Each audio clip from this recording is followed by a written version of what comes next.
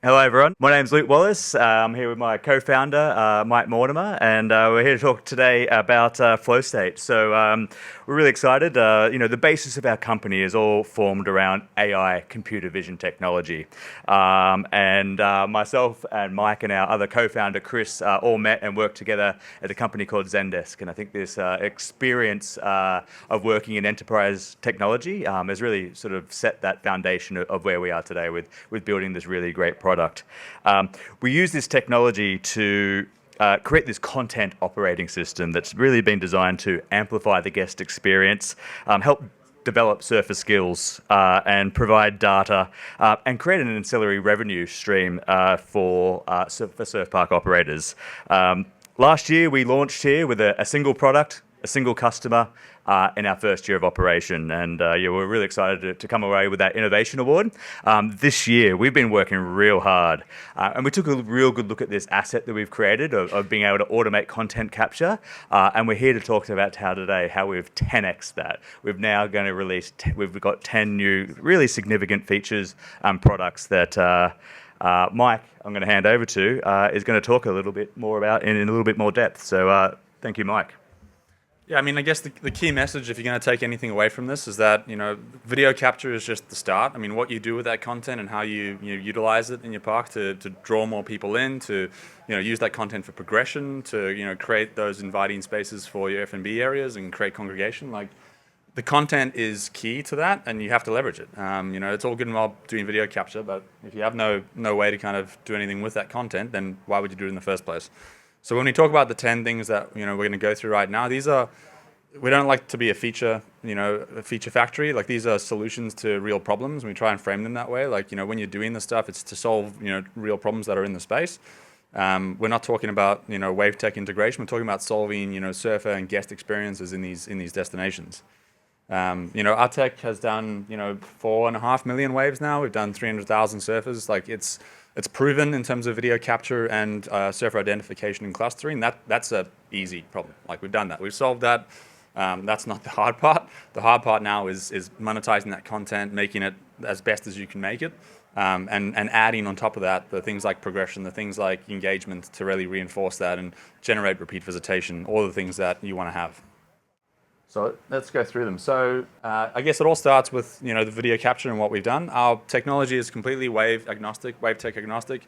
We're not backing any of the players out there. You choose whichever wave tech works for you. We let them have their own fights and figure out that side of that. Yeah, exactly. Thank you for being present and heckling.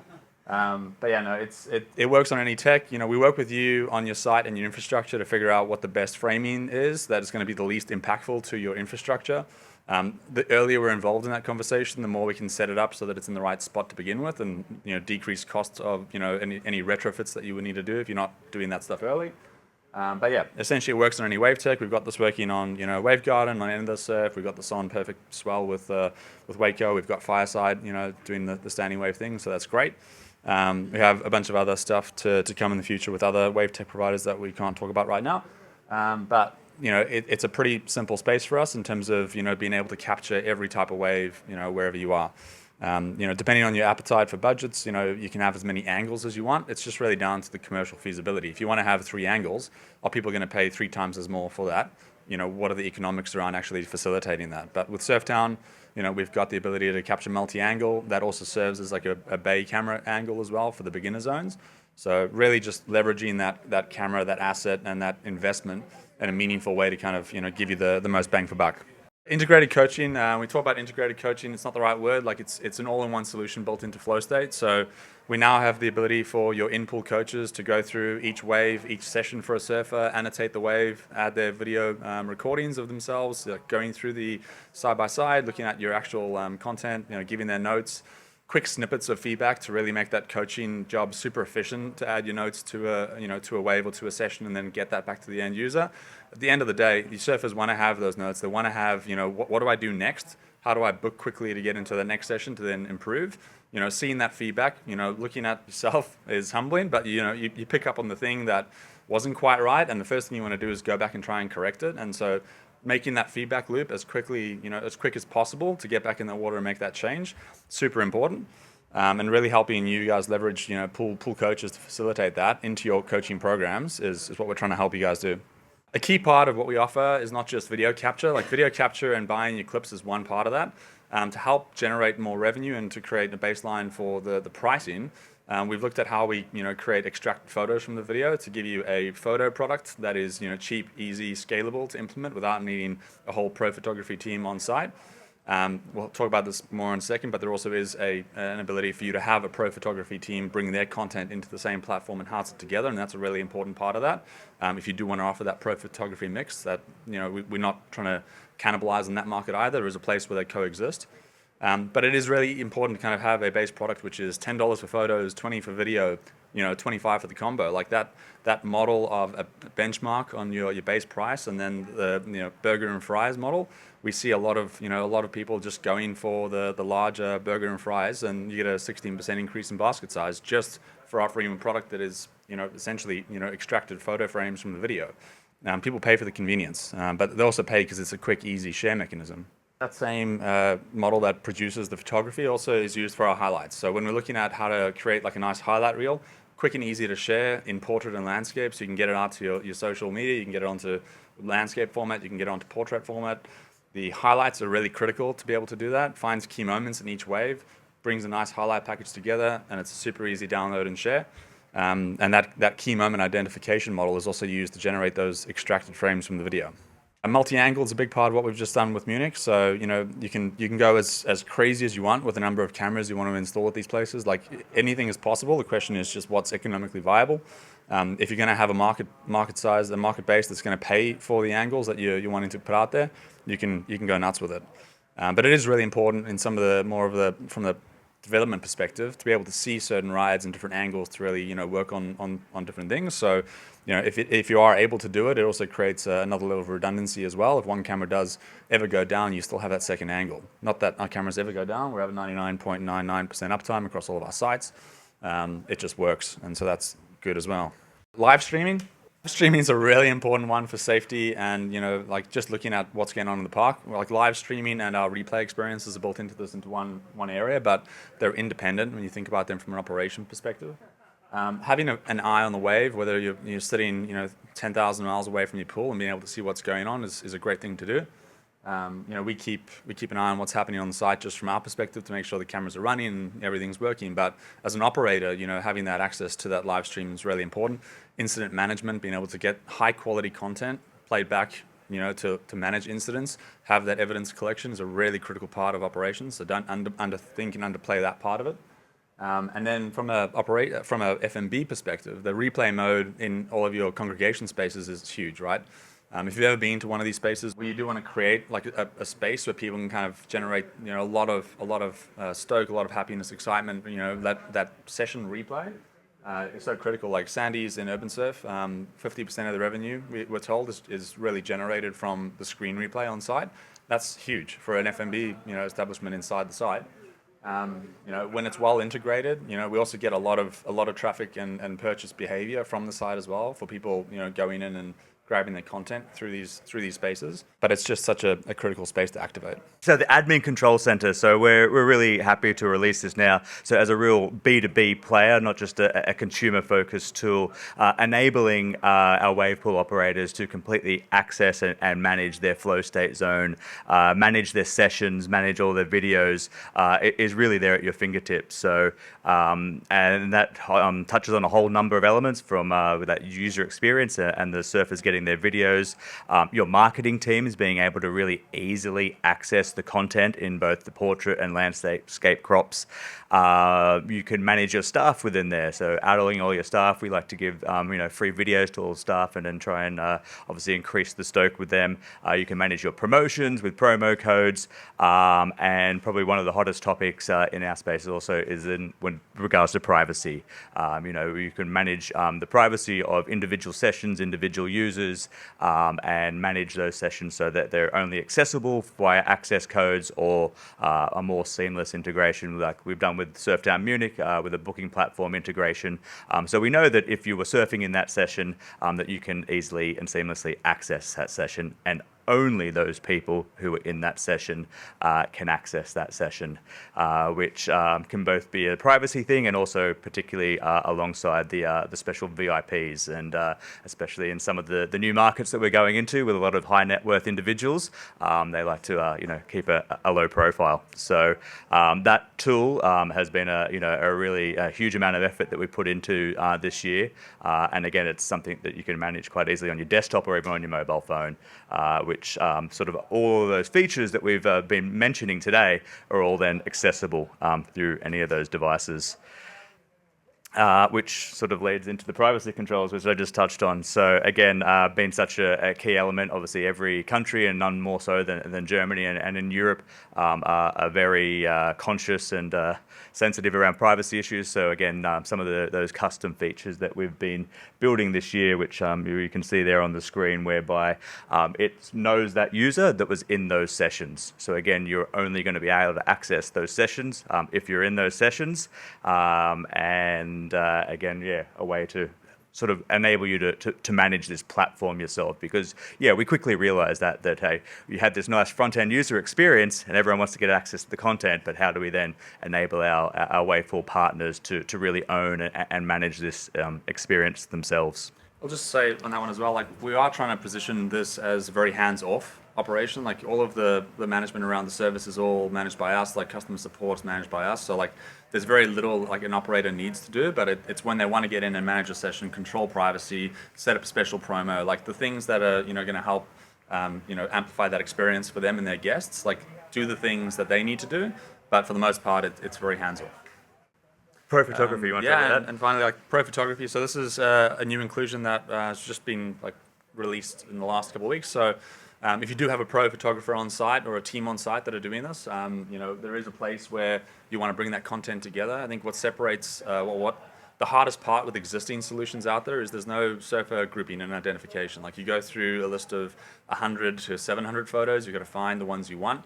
You're mixed in with everyone else that's in that session. It's really cumbersome.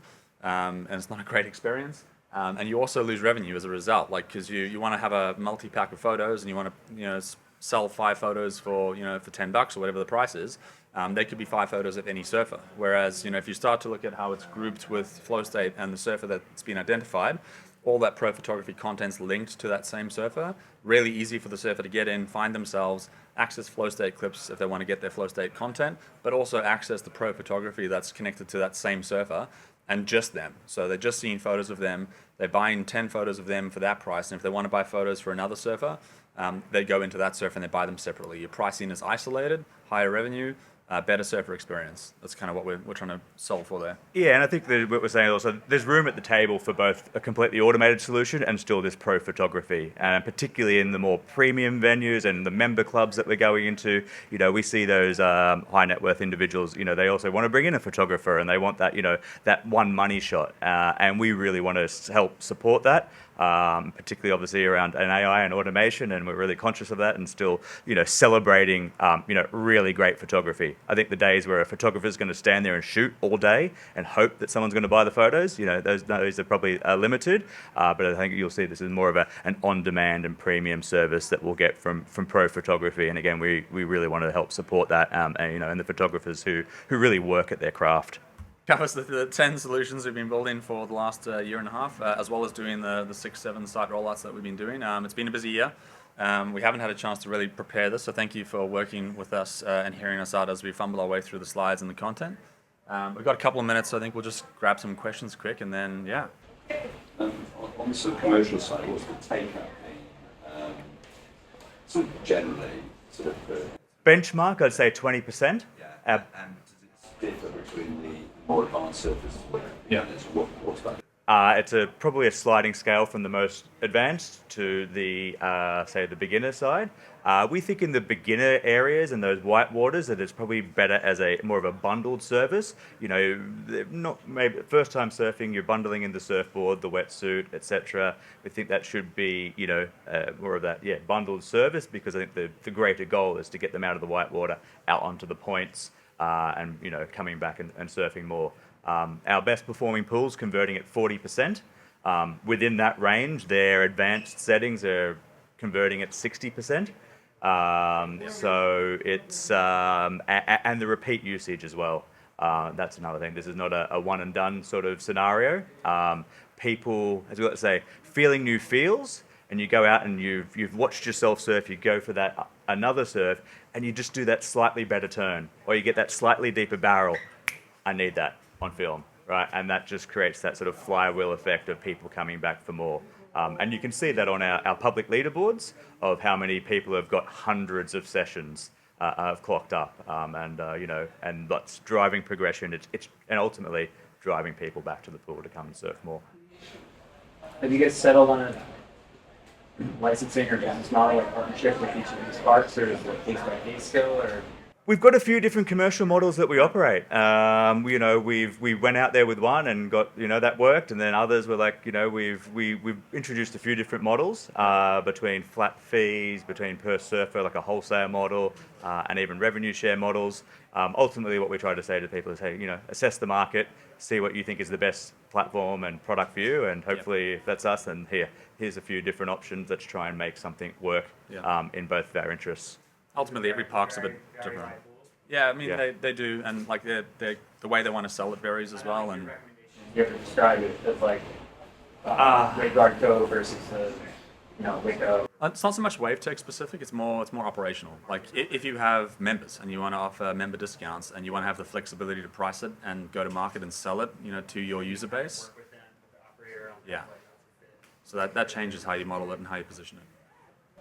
Hey, so I talk to developer teams all the time, and they are struggling with, okay, I need to make this business case for investors. What's the occupancy on the wave pool? And we guide them to a business model based on lots of feedback that we got now from the market. But I really see an opportunity here to commercialize that part, because you have your eyes on the wave pool, and we say, just look at the webcam now for Alai Bay and you will see it's full. But there are also teams of developers that are just crawling those websites and like with drawing on a stupid Excels, trying to capture that. So I really think there's an opportunity there if you could harness that. Yeah, I mean the occupancy data it's super interesting, and like there's a lot of use cases we had with URBNSURF around how they use that wave data for operational health and safety. Like if they can prove that most people in the beginner sessions are catching long waves, and there's not a high number of people who are catching short waves and falling, like that changes your risk profile potentially. Or maybe you want to look at your wave and see,